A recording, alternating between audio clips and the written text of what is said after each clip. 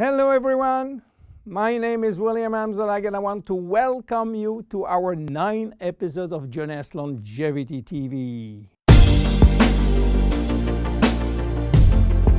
Jeunesse, we are redefining youth.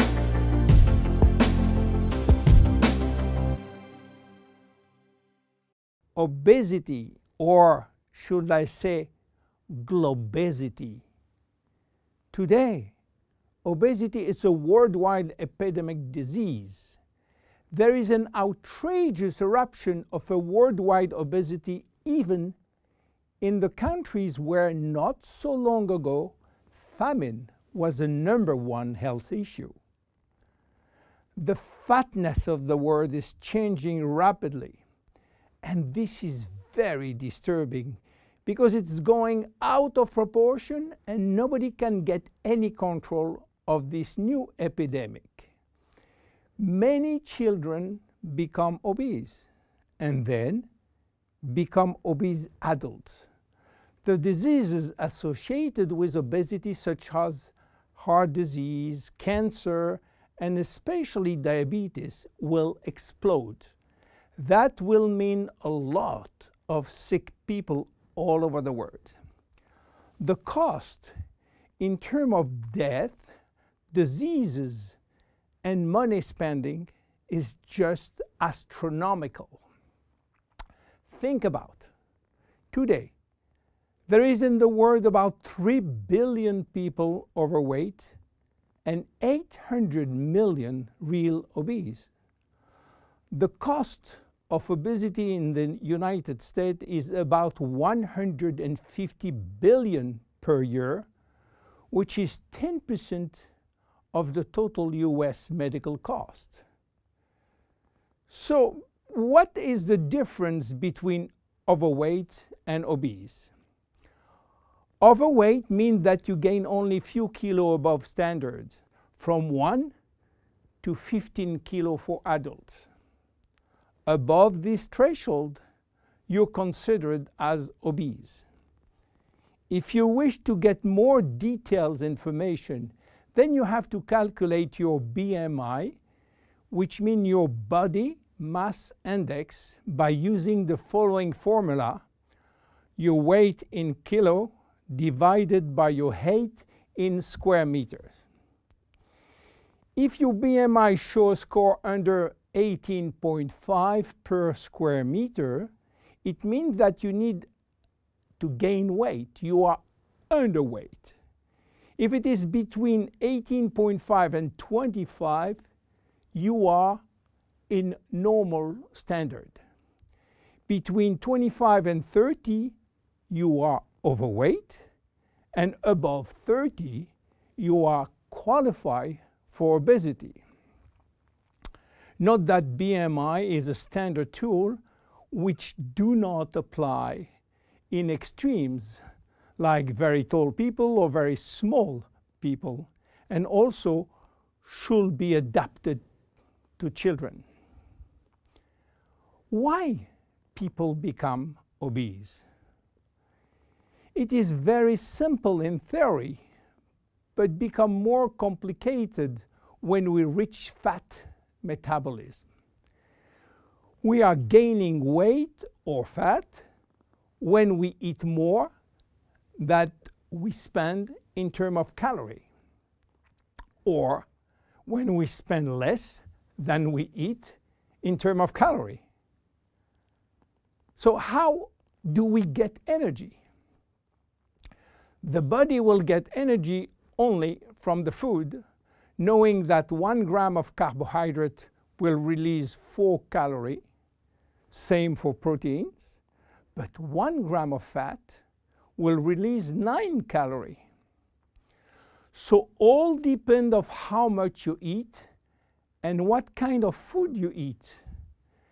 If the food is rich in fat or in protein or in sugars. Now, how do we spend energy? There are 3 ways to spend energy.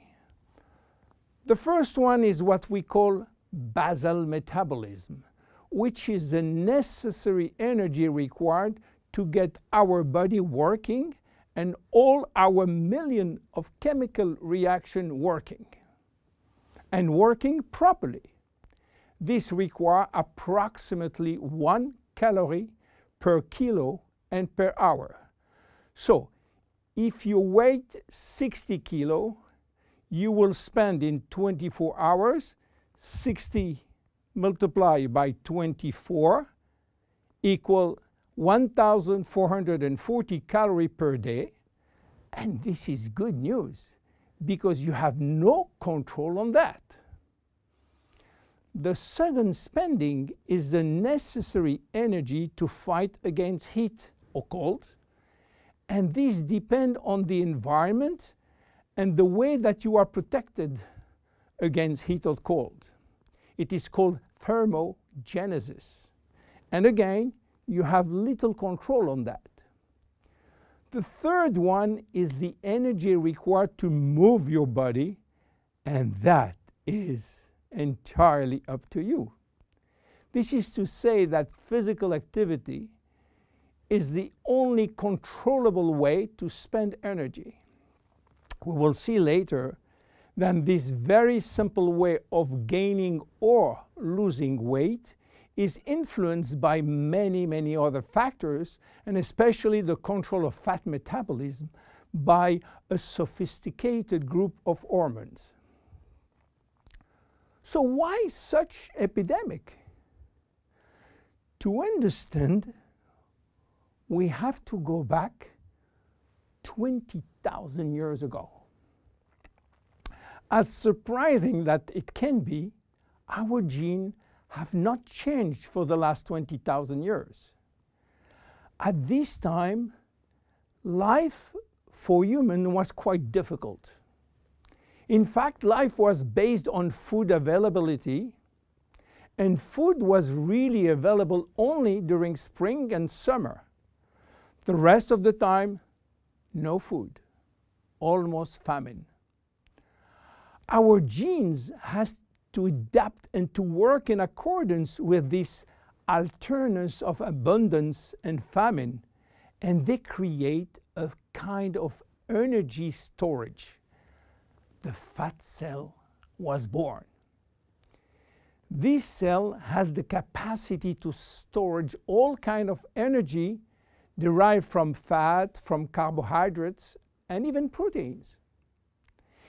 It can increase 50-fold its size and retain energy in the form of triglycerides. Because of uncertainty of food availability, our genes were oriented toward the saving mode, which means that every time we eat, all the energy coming from the food was oriented in the storage facility. What happened 20,000 years later? Our genes are still oriented towards saving mode, but there is no more famine. On the contrary, the new society offers an extreme abundance of food rich in calories, and that all over the year.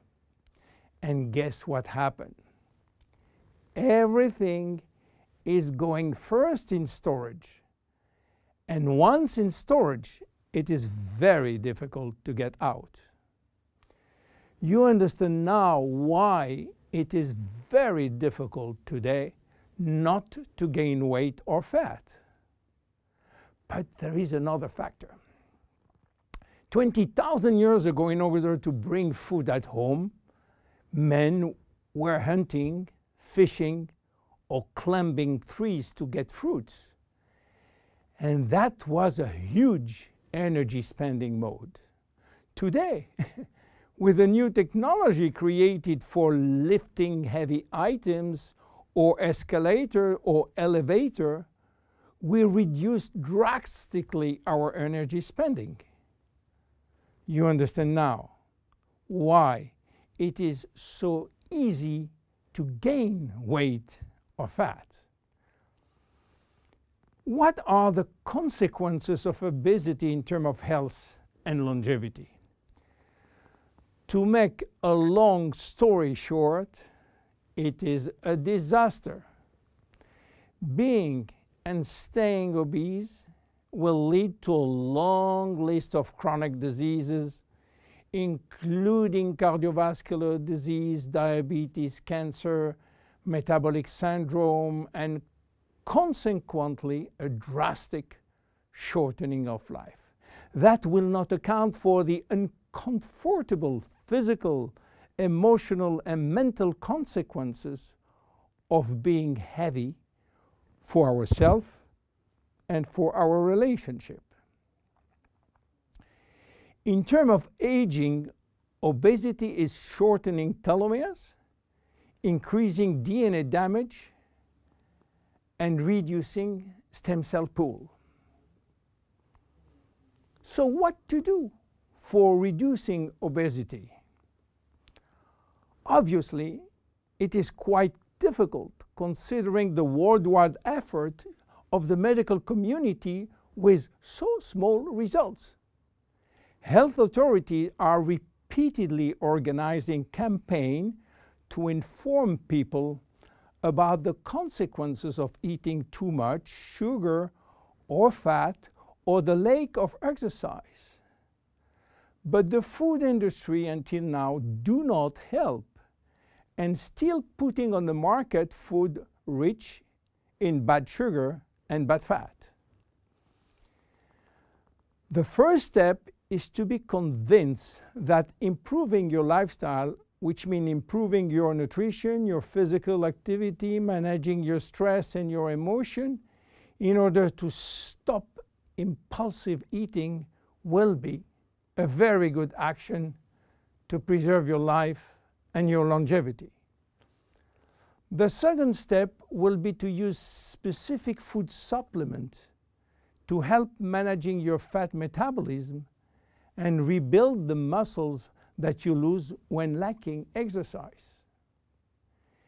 This is why Jeunesse decided to create a new line of product specially designed to counteract craving, to help fat metabolism, and to reduce muscle loss. Be with us in our next episode dedicated to the Zen Body line. My name is William Amzallag, and I will see you on our next episode. Thank you.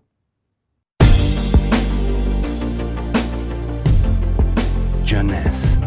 We are redefining youth.